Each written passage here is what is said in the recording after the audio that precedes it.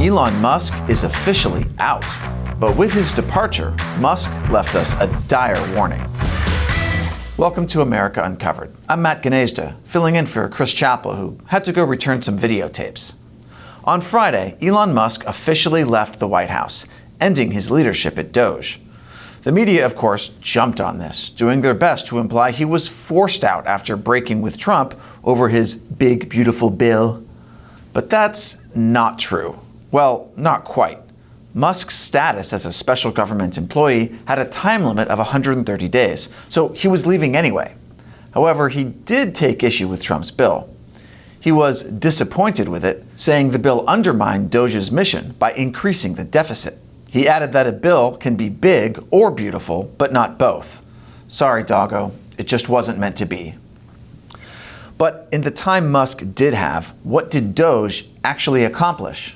Frankly, not much. Originally, the goal was to eliminate $2 trillion in waste, fraud, and abuse.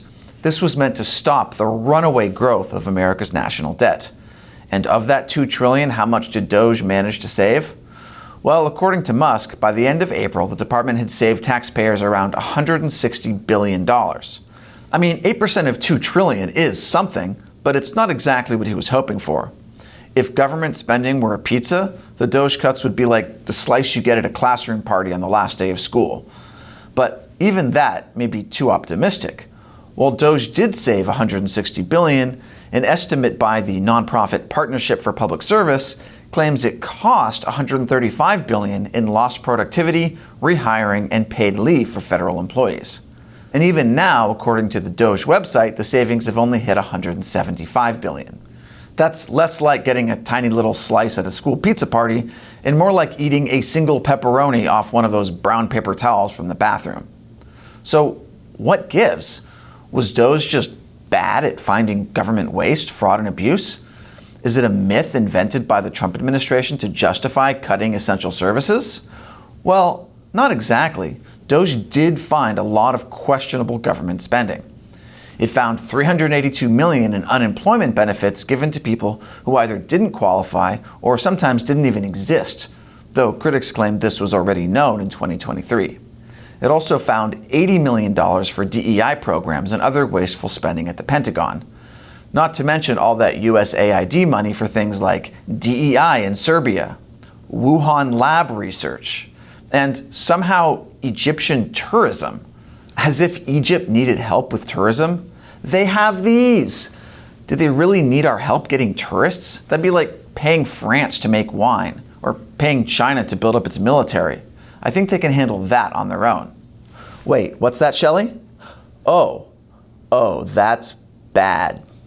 But anyway, although DOGE did find a lot of waste, the real problem runs much, much deeper. The spending that's driving America's debt crisis isn't waste or fraud, it's mandatory. You see, the majority of the government's multi-trillion-dollar budget goes to Social Security, Medicare, health, national defense, and interest on debt. Those programs alone account for more than $3 trillion. And they're all things the government can't or won't cut, no matter who's in office. Just listen to what Trump had to say. Look, Social Security won't be touched. Medicare, Medicaid, none of that stuff is going to be touched. Nothing. Meanwhile, Trump has proposed upping the defense budget by 17%, totaling more than $1 trillion. That alone would eat up most of the gains from DOGE. So it's no wonder Musk has become so disillusioned with politics. It's probably one reason why he's decided to hold off on giving any more money to politicians. In terms of political spending, I'm going to do a lot less in the future. And why is that? I think I've done enough. Is it because of blowback? Well, if I see a reason to do political spending in the future, I will do it. I do not currently see a reason. Musk is well aware that there's a ticking time bomb under the U.S. If nothing changes and the debt keeps getting bigger, the government could start delaying its payments on it. Worse, it could start missing payments entirely, also known as defaulting. If the U.S. fails to pay its creditors, the result would probably be a global recession. Government employees, contractors, and soldiers could go without pay.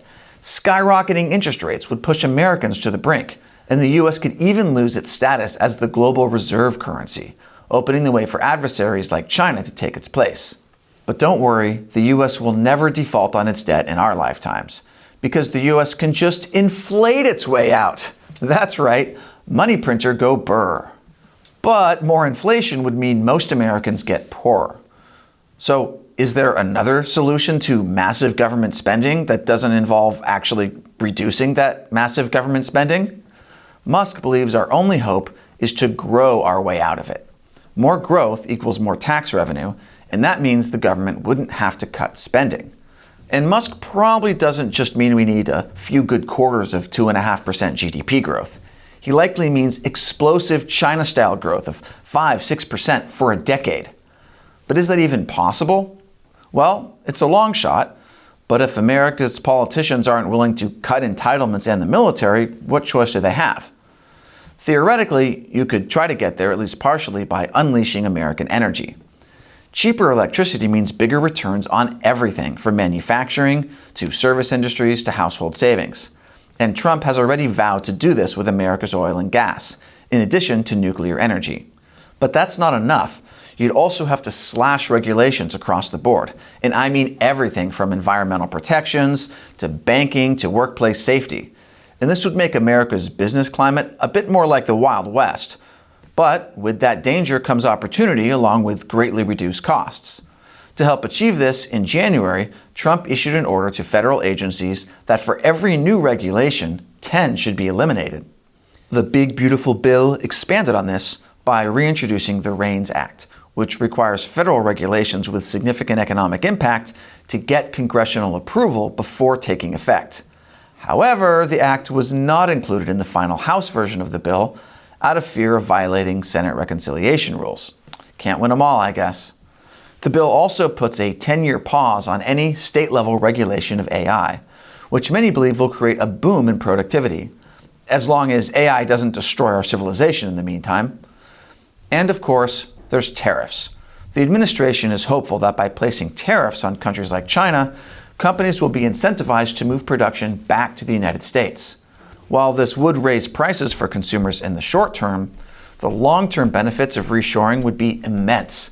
More American jobs and more money circulating in American communities. Like I said, it's a long shot. The kind of growth Trump and Elon Musk are hoping for hasn't been seen in America since the end of World War II. But that has me thinking, since America has been inadvertently preparing China to fight World War III, I suppose we'll get to test the limits of post-war prosperity. As long as America mainly sells weapons and supplies to the countries doing the fighting and doesn't actually have to send its own troops. And also as long as China loses. Fingers crossed for the best case scenario, everyone. What do you think? How would you get America out of its debt crisis? Leave your comments below. And before you go, be sure to check out this other episode of America Uncovered, recommended by the algorithm. And if you want to support America Uncovered's nonpartisan take on the news and screw YouTube, subscribe to our new website, americauncovered.tv. Once again, I'm Matt Gnezda, filling in today for Chris. Thank you for watching America Uncovered.